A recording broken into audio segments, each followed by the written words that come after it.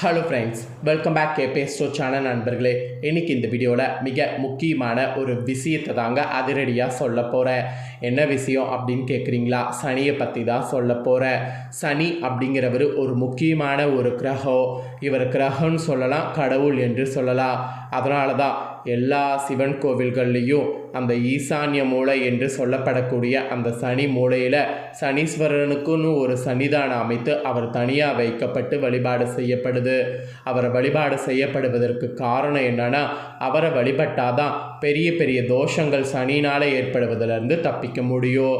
சனியை போல கொடுக்கவும் முடியாது, சனியை போல கெடுக்கவும் முடியாது.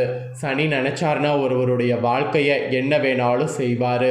நல்லா இருக்கக்கூடிய வாழ்க்கையை புரட்டியும் போடுவார், புரட்டிகிட்டு இருக்கக்கூடிய வாழ்க்கையை நல்லாவும் பண்ணுவார். அந்த பவர் சனிக்கிட்ட இருக்குது. இவர் ஏன் சிவன் கோவிலில் இருக்கிறாரு அப்படின்னு கேட்டிங்கன்னா, ஈஸ்வரர் பட்டம் பெற்ற ஒரே கடவுள் இவர் தான், கிரகம் இவர் தான். அதனால தான் ஈஸ்வரர் கோவிலில் இவர் இருக்கிறாரு. இவருடைய பெயரே சனீஸ்வரர் என்பது தான். இவர் நீதி தவறாத நீதிமானாக செயல்படுவார். அந்த கடவுளாக இருக்கக்கூடிய சிவனுக்கே நல்லது கெட்டதை அந்த சனி பிடிக்கக்கூடிய நேரத்தில் சொல்லுவார். அதனால் சனி நீதி தவறாத நீதிமானாக செயல்படுவார். அப்பேற்பட்ட சனி பகவான் இப்போ சில வேலைகளை செய்ய போவதாகவும், அந்த வேலைகள்லேருந்து தப்பிப்பதற்கு மிதுன ராசிக்காரங்க இதை நீங்கள் ஃபாலோ பண்ணும் அப்படிங்கிறதையும் குறிப்பிடப்படுது. ஸோ அப்படி குறிப்பிடப்படக்கூடிய அந்த முக்கியமான தாள்களை தான் இந்த வீடியோவில் இப்போ நாம் பார்க்க போகிறோம். ஸோ வீடியோ ரொம்பவே யூஸ்ஃபுல்லாக, ரொம்பவே இன்ட்ரெஸ்டாக இருக்கும். ஸோ மிதுன ராசிக்காரங்க வீடியோவை ஃபுல்லாக பாருங்கள். அப்போ தான் நான் உங்களுக்கு என்ன சொல்ல வரேன் அப்படிங்கிறத நீங்கள் தெரிஞ்சுக்க முடியும். அதோடு அதற்கேற்ப நடந்து பயனும் அடைய முடியும். ஸோ வீடியோவை ஃபுல்லாக பாருங்கள். அதுக்கப்புறமேட்டு நீங்களே கண்டிப்பாக எனக்கு இந்தளவுக்கு நீ யூஸ்ஃபுல்லாக தகவல்கள் சொல்லியிருக்க அப்படின்னு சொல்லி நீங்களே சொல்லுவீங்க. பொதுவாக பார்த்தீங்கன்னு வச்சுக்கோங்களேன், ஒரு ராசியில் அதிக காலம் சஞ்சரிக்கக்கூடிய கிரகமாகவும் கர்மக்காரனாகவும் இருக்கக்கூடியவர் சனி பகவான். அவருடைய சனி பயிற்சி டைமில் ரொம்பவே பார்த்தீங்கன்னு வச்சுக்கோங்களேன், அவருக்குரிய வழிபாடுகளை மேற்கொள்ளும் என்பது காலங்காலமாகவே சொல்லப்பட்டுருக்கு. சனி பகவான் பார்த்தீங்கன்னு வச்சுக்கோங்களேன், கும்ப ராசியில் உள்ள புரட்டாதி நட்சத்திரம் 3ஆம் பாதத்திலிருந்து மீனத்தில் உள்ள புரட்டாதி 4ஆம் பாதத்துக்கு பயிற்சியாகி இப்போ இருக்கிறாரு. அதுவும் திருக்கணித பஞ்சாங்கப்படி இந்த கிரக பயிற்சி அங்கு கணக்கிடப்பட்டிருக்கு. இதில் ஜோதிடத்தில் பார்த்தீங்கன்னு வச்சுக்கோங்களேன், ஒவ்வொரு கிரகத்துக்கும் மிக முக்கிய பங்கு இருக்கிறது என்றாலும், ஒவ்வொரு கிரகமும் ஒரு ராசியில் எவ்வளவு காலம் சஞ்சரிக்கிறது, அவை தரக்கூடிய தாக்கம் எப்படி இருக்குது என்பதை பொறுத்து தான் அந்த கிரகத்தின் பயிற்சியை மக்கள் அதிகம் கவனிக்கிறாங்க. அந்த வகையில் தான் சனி பகவான் ஒவ்வொரு ராசிலையும் 2.5 ஆண்டு காலம் சஞ்சரிப்பார். குரு 1 ஆண்டு காலம், ராகு கேது 1.5 ஆண்டு காலம். இந்த மாதிரி கிரகங்கள் ஒவ்வொன்றும் ஒவ்வொரு மாதிரி சஞ்சரிக்கும். இதில் நவக்கிரகங்களில் ஒரு கிரகம் ஒரு ராசியில் அதிக காலம் சஞ்சரிக்கக்கூடிய ஒரு பவர் யாருக்கு இருக்குன்னா சனிக்கு மட்டும்தான் இருக்குது. அவர் கர்மகாரகன் நீதிமன்றி போன்று செயல்படுவதால் அவருக்கு பார்த்தீங்கன்னு வச்சுக்கோங்களேன், எப்பயுமே தனி பவர் தான். அதனால தான் சனி பயிற்சி முக்கியமாக கருதப்படுது. ஸோ ஜோதிடத்தில் நம்பிக்கை இருந்தாலும் நம்பிக்கை இல்லாமல் இருந்தாலும் சனி பயிற்சி கவனித்து உரிய வழிபாடுகளை மேற்கொள்வது ரொம்ப நல்லது. சனி பயிற்சியால் ஏற்படக்கூடிய தாக்கத்தை குறித்து நற்பலன்களை பெறுவதற்கு இந்த வழிபாடுகள் கை கொடுக்கும் என்பது நம்பிக்கையாக சொல்லப்படுது. அந்த வகையில் தற்போது மே மாதம் 20க்கு மேலே சனி பயிற்சி டைம் இருக்கிறதுனால ஒவ்வொரு ராசினரும் நீங்கள் செய்ய வேண்டிய வழிபாடுகளை தெரிந்து அதை செய்து பயன்பெறணும் என்பது குறிப்பிடப்படுது. அதில் மிதுனம் ராசிக்காரங்க செய்ய வேண்டியது என்ன அப்படின்னு பார்த்தீங்கன்னா, நீங்கள் பர்டிகுலராக ஸ்ரீரங்கம் சென்று அங்கே இருக்கக்கூடிய ஸ்ரீ சக்கரத்தாழ்வாரை தரிசனம் செய்து வர வேண்டும். இந்த ஒரு விஷயம் செய்தீங்கன்னா நன்மைகள் கிடைக்கும்.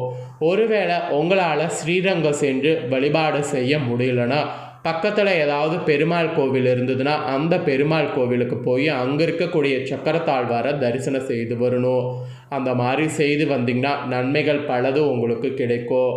அதனால் நம்பிக்கையோடு பார்த்தீங்கன்னு வச்சுக்கோங்களேன், இந்த பரிகாரத்தை மிதுன ராசிக்காரங்க செய்திடுங்க. இதை நீங்கள் செய்தீங்கன்னா மே 20லேருந்து உங்களுக்கான பலன்கள் இதெல்லாம் கிடைக்கும் என்பது குறிப்பிடப்பட்டிருக்கு. ஸோ மே 20லேருந்து உங்களுக்கான பலன்கள் என்ன கிடைக்கும் அப்படிங்கிறத வாங்க பார்க்கலாம்.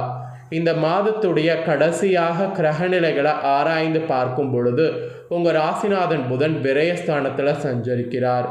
எனவே விரயங்கள் பயங்கரமாக கூடும். வீடு மாற்றம், இடமாற்றம் இது ரெண்டுமே ஏற்படலாம். அதோடு உங்கள் ராசியிலே குரு சஞ்சரிப்பதால் கவலைப்பட தேவையில்லை.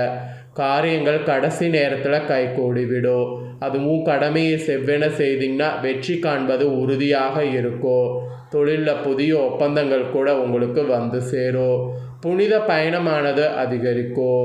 3ல் கேது இருப்பதால் முன்னேற்ற பாதையில் இடையூறுகள் வந்தாலும் அதை சமாளித்து விடுவீங்க. அதனால் பெருசாக நீங்கள் டென்ஷன் ஆகணுங்கிற அவசியம் இல்லை. இதில் இந்த கரெக்டாக பார்த்தீங்கன்னு வச்சுக்கோங்களேன், மே மாதம் 5ஆம் தேதி வர இன்றைக்கி தான் அந்த 5ஆம் தேதி. இன்றைக்கி மிதுன ராசிக்கு சுக்கிரன் சென்றுட்டார். உங்கள் ராசிக்கு 5, 12 ஆகிய இடங்களுக்கு அதிபதியானவர் சுக்கிரன். அவர் உங்கள் ராசியிலே சஞ்சரிக்கும் பொழுது பிள்ளைகள் வழியில் சுப செலவு அதிகரிக்கும். குறிப்பாக பிள்ளைகளுடைய கல்வி சம்பந்தமாகவோ, கடல் தாண்டி சென்று படிப்பது சம்பந்தமாகவோ, கல்யாணம் சம்பந்தமாகவோ இனி எந்த ஒரு முயற்சியும் எடுக்கலாம். ஏன்னா இது சம்பந்தமாக எந்த முயற்சி எடுத்தாலும் அது கைகூடும். புதிய வேலைக்கு ஏற்பாடு செய்த முயற்சியும் பலன் தரும். அதோடு ஆடை ஆபரண சேர்க்கையும் உண்டாகும். சமூக சேவையில் ஈடுபட்டு மக்களுக்கு நன்மை செய்ய வேண்டும் என்று நினைக்கக்கூடிய உங்களுடைய கனவு கூட நினைவாகும்.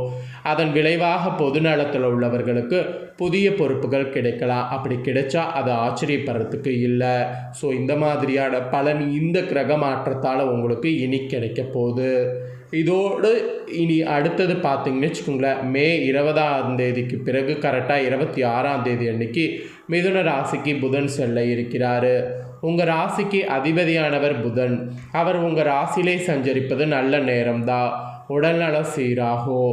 உள்ளம் உற்சாகத்தோடு இயங்கும். கடமையில் கண்ணும் கருத்துமாக இருக்கணும். பணப்புழக்கம் அதிகரிக்கும். கடன் சுமங்கிறது குறையும். தொழிலில் ஸ்தானாதிபதி குரு உங்கள் ராசியிலே இருப்பதால் தொழில் முன்னேற்றங்கிறது உண்டாகும். உத்தியோகத்தில் உழைப்புக்கேற்ற அங்கீகாரம் கிடைக்கும். உங்களுக்கு தொல்லை தந்த அதிகாரிகள் மாற்றப்படுவாங்க. புதிய பொறுப்புகள் கிடைத்து மகிழ்ச்சி அடைவீங்க. அதுக்கான எல்லா சாத்தியக்கூறுமே உங்களுக்கு அமையும். ஸோ இந்த கிரக மாற்றத்தால் இந்த மாதிரியான பலன் கிடைக்குங்க. இதெல்லாம் தொடர்ந்து ஃபைனலாக கடக ராசிக்கு சுக்கிரன் வருவார். அங்கே அவர் குருவோடு இணைந்து சஞ்சரிக்க போகிறாரு. இந்த முரண்பாடான கிரக சேர்க்கையின் காரணமாக உங்கள் ராசிக்கு மாற்றங்களும் ஏற்றங்களும் வந்து சேரும். போட்டிகளுக்கு மத்தியில் முன்னேற்றம் கிடைக்கும். புனித பயணம் கூட அதிகரிக்கும். பிள்ளைகளுடைய எதிர்கால நலன் கருதி எடுக்கக்கூடிய முயற்சி வெற்றி பெறும். நாட்டுப்பட்டு மிக்கவர்களுடைய நட்பால் நடைபெறாத சில காரியங்கள் இப்பொழுது நடைபெறும். அதோடு நீண்ட தூர பயணங்கள் பலன் தரும். அதனால் நீண்ட தூர பயணங்கள் தாராளமாக நீங்கள் செல்லலாம். அப்படி சென்றீங்கன்னா நல்லதாகவே எல்லாமே அமையும். உங்கள் ராசிக்கு சனினால் என்ன நடக்கோ அதோடு கிரகங்கள் மற்றது என்ன செய்யும் அப்படிங்கிறத தெளிவாக இந்த வீடியோவில் சொல்லிட்டேன். இதற்கேற்ப எச்சரிக்கையாக நடந்து பயன் பெறுங்க. இதோடு உங்கள் ராசிக்காரங்க பொது வாழ்வில் உள்ளவர்களுக்கு புகழ் மெயினாக கூடும். வியாபாரம் மற்றும் தொழில் செய்பவர்களுக்கு கணிசமாக லாபம் கைகளில் பொருளும். உத்தியோகத்தில் உள்ளவர்களுக்கு உயர் பதவி கிடைக்கும். கலைஞர்கள் நீங்கள் கௌரவிக்கப்படுவீங்க. மாணவ மாணவிகளுக்கு மதிப்பெண்கள் உயரும். பெண்களுக்கு சுப செலவு அதிகரிக்கும். உங்கள் பெயர்லேயே வீடு இடம் வாங்க யோகமானது உண்டாகும். இந்த டைம் தென்முக கடவுள் வழிபாடு நன்மை செய்யும். அதனால் அதை மெயினாக பண்ணுங்கள். உங்களுக்கு அதிர்ஷ்டம் தரக்கூடிய நிறம் பச்சை. அதை மெயினாக நிறைய யூஸ் பண்ணுங்கள். இதெல்லாம் தாங்க உங்களுக்கான முழு விஷயங்கள் என்பது குறிப்பிடப்பட்டிருக்கு. இதற்கேற்ப நடந்து பயன் பெறுங்க.